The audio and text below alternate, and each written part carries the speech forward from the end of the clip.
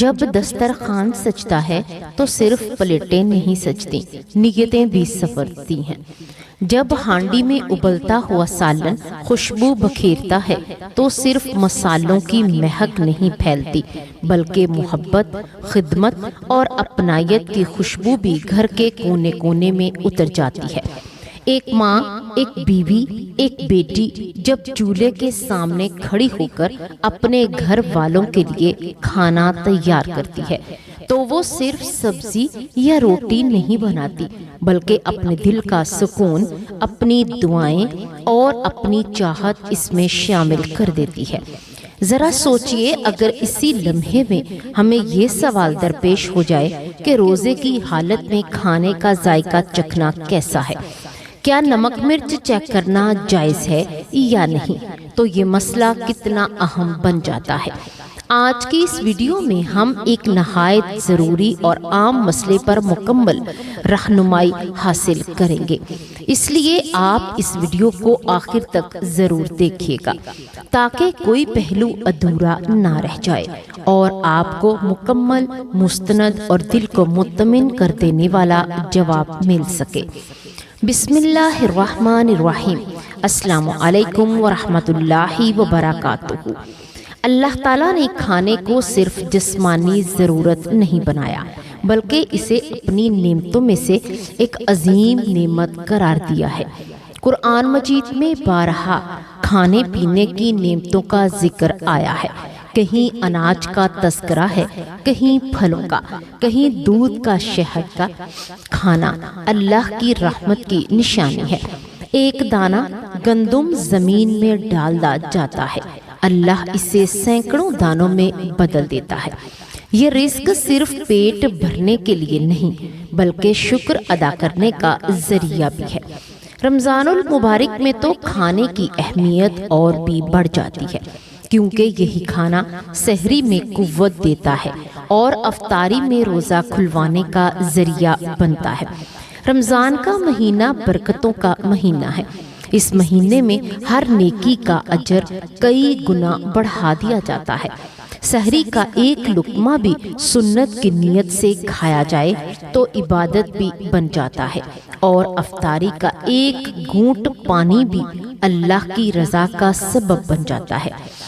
یہ وہ مہینہ ہے جس میں بھوک اور پیاس ہمیں صبر سکھاتی ہے، دوسروں کو احساس دلاتی ہے اور رزق کی قدر کرنا سکھاتی ہے۔ جو چیز عام دنوں میں معمولی لگتی ہے وہ رمضان میں قیمتی بن جاتی ہے۔ ایک کھجور سے افطار کرنا بھی سنت ہے، ایک گھونٹ پانی سے روزہ کھولنا بھی رحمت ہے۔ ہمارے پیارے نبی حضرت محمد صلی اللہ علیہ وآلہ وسلم کی زندگی کھانے کے معاملے میں نہایت سادہ اور بابرکت تھی۔ آپ صلی اللہ علیہ وآلہ وسلم نے کبھی کھانے میں عیب نہیں نکالا۔ اگر پسند ہوتا تو تناول فرما لیتے، اور اگر طبیعت نہ چاہتی تو خاموشی اختیار فرماتے۔ یہ تعلیم ہمیں یہ سبق دیتی ہے کہ کھانا صرف ذائقے کا نام نہیں، بلکہ شکر اور قناعت کا نام ہے۔ ازواج مطہرات رضی اللہ تعالی عنہ کی زندگیاں بھی سادگی کی اعلیٰ مثال تھیں۔ کئی دن چولہا نہیں جلتا تھا، کھجور اور پانی پر گزارا ہوتا تھا، مگر شکوہ زبان پر نہیں آتا تھا۔ یہ وہ گھر تھا جہاں صبر، شکر اور رضا کی خوشبو ہر وقت مہکتی تھی۔ کھانے کے ذائقے کے حوالے سے بھی ہمیں اعتدال کا درس دیا گیا ہے۔ اسلام نے نہ صرف تو لذتوں سے مکمل روک دیا اور نہ ہی بیجا اسراف کی اجازت دی۔ اعتدال، سادگی اور شکر گزاری، یہی اسلامی تعلیمات کا حسن ہے۔ رمضان میں خاص طور پر ہمیں یہ یاد رکھنا چاہیے کہ افطاری صرف پیٹ بھرنے کا نام نہیں، بلکہ شکر ادا کرنے کا وقت ہے۔ سحری صرف کھانا کھانے کا نام نہیں، بلکہ برکت سمیٹنے کا وقت ہے۔ حدیث مبارکہ میں سحری کو برکت قرار دیا گیا اور افطار میں جلدی کرنے کو پسند فرمایا گیا ہے۔ اب بات کرتے ہیں اس اہم مسئلے کی جس کے لیے یہ پوری گفتگو ترتیب دی گئی ہے۔ روزے کی حالت میں عورت اگر کھانا بنا رہی ہو تو کیا وہ نمک مرچ چیک کر سکتی ہے؟ کیا زبان پر رکھ کر ذائقہ دیکھنا جائز ہے یا اس سے روزہ ٹوٹ جائے گا؟ یہ مسئلہ فقہا نے تفصیل سے بیان کیا ہے۔ اصول یہ ہے کہ روزے کو توڑنے والی چیز وہ ہے جو جان بوجھ کر حلق سے نیچے اتاری جائے۔ اگر کوئی چیز حلق سے نیچے چلی جائے تو روزہ ٹوٹ جاتا ہے، لیکن اگر صرف زبان کی نوک پر تھوڑا سا ذائقہ رکھا جائے اور اسے نگلا نہ جائے بلکہ فوراً تھوک دیا جائے تو اس صورت میں روزہ نہیں ٹوٹتا، البتہ بلا ضرورت ایسا کرنا مکروہ قرار دیا گیا ہے۔ امام اعظم ابو حنیفہ رحمۃ اللہ علیہ کے مسلک کے مطابق اگر عورت کو ضرورت ہو، مثلاً گھر میں کوئی اور چکھنے والا نہ ہو اور نمک مرچ کا اندازہ کرنا ضروری ہو تو وہ تھوڑا سا سالن زبان پر رکھ کر ذائقہ معلوم کر سکتی ہے، بشرطیکہ کہ اسے حلق سے نیچے نہ اتارے بلکہ اچھی طرح تھوک دے اور کلی کر لے۔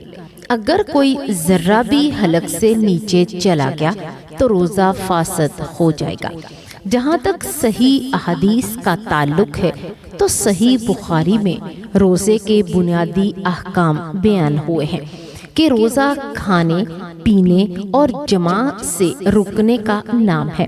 حدیث قدسی میں آیا ہے کہ بندہ کھانا اور پینا میرے لیے چھوڑ دیتا ہے۔ اس سے فقہا یہ اصول اخذ کیا کہ جب تک کھانا حقیقتاً نگلا نہ جائے زبان پر لگنے سے روزہ نہیں ٹوٹتا۔ اسی بنیاد پر علماء نے ذائقہ چکھنے کی اجازت ضرورت کے ساتھ دی ہے، لیکن تاکید کی ہے کہ یہ عادت نہ بنائی جائے۔ لہٰذا خلاصہ یہ ہے کہ اگر شدید ضرورت ہو تو روزے کی حالت میں عورت نمک مرچ چیک کر سکتی ہے، لیکن انتہائی احتیاط کے ساتھ، نگلے بغیر اور بعد میں اچھی طرح کلی کر کے۔ اگر ضرورت نہ ہو تو بہتر یہی ہے کہ اس سے پرہیز کیا جائے تاکہ روزہ ہر طرح کے شبہ سے محفوظ رہے۔ روزہ صرف بھوک پیاس کا نام نہیں بلکہ تقویٰ کا نام ہے، اور تقویٰ کا تقاضا ہے کہ ہم متشبہ چیزوں سے بھی بچ جائیں۔ اب آخر میں ہم سب کے لیے دعا کرتے ہیں کہ اے اللہ ہماری ماؤں کو صحت عطا فرما، ہماری بہنوں کو عفت و عزت عطا فرما، ہماری بیٹیوں کو نیک نصیب بنا، ہمارے گھروں میں محبت اور برکت پیدا فرما، ہمارے باپوں کو سلامتی دے، ہمارے بھائیوں کو ہدایت دے، ہمارے دادا دادی نانا نانی پھپھیوں اور خالاؤں اور تمام رشتہ داروں کو اپنی رحمت کے سائے میں رکھ، ہمیں سچا روزہ رکھنے والا بنا، ہمیں تقویٰ نصیب فرما، ہمارے رزق میں برکت عطا فرما اور ہمارے گھروں کو دین کی روشنی میں منور فرما دے۔ یا اللہ ہمیں ایسا بنا دے کہ ہم تیرے احکام کو سمجھ کر ان پر عمل کرنے والے بن جائیں۔